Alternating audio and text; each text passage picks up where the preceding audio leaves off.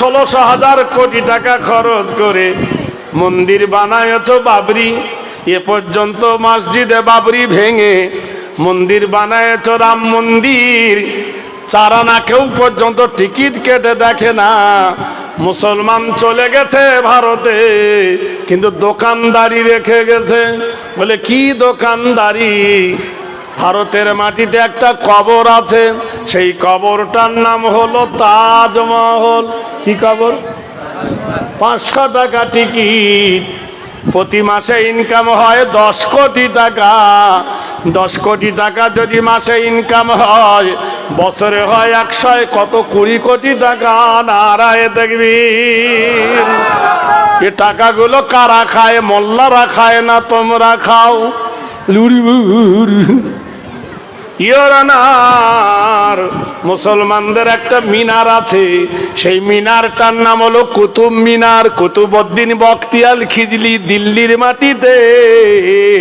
সেই মিনার দেখতে গেলে টিকিট লাগে 40 টাকা। মাসে হয় 2 কোটি টাকা ইনকাম। তাহলে মাসে 2 কোটি হলে বছরে হয় 24 কোটি টাকা। এই টাকাগুলো কোথায় যায়? ইয়োরানার মুসলমানদের একটা ঘর আছে ফতেপুর, সেই ঘরটা হুমায়ুন বানিয়েছিলেন। আরেকটা ঘর হলো আগ্রা, সেটা আকবর বানিয়েছিলেন।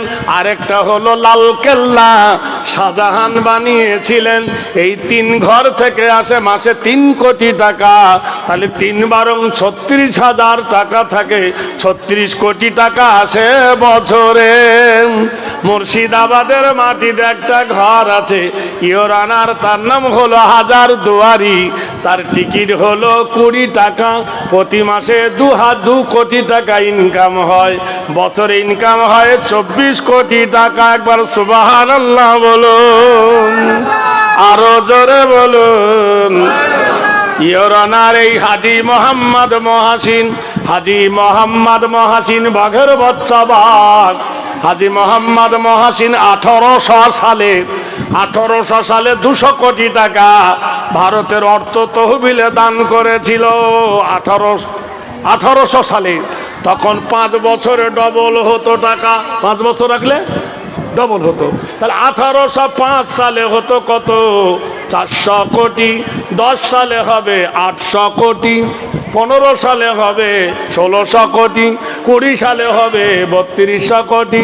25 সালে হবে 6400 কোটি। সুবহানাল্লাহ বলুন। 30 সালে হবে 128 কোটি। 35 সালে 128 দুগুণে ডবল। 40 সালে ডবল। 45-এ ডবল। 50-এ ডবল। 55-তে ডবল।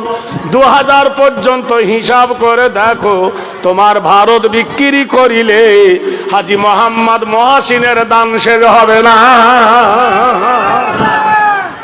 ইয়োরানার আরেকজন বাদশা শের শাহ, দিল্লি নয় পাঞ্জাব থেকে হাওড়া পর্যন্ত রাস্তা বানিয়ে গিয়েছিল।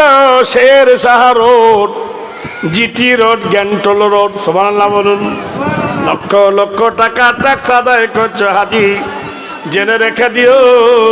তাহলে সেই অত বড় বীরবলের টাকা দান করেছিল একজন বাদশাহ।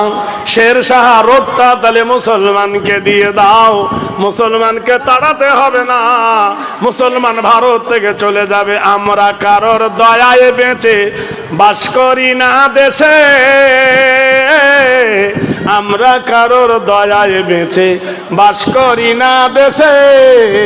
দেশের জন্য ফাঁসির মঞ্চে প্রাণ দিয়েছি হেসে। সুবহানাল্লাহ বলুন। ভারতবর্ষের মাটিতে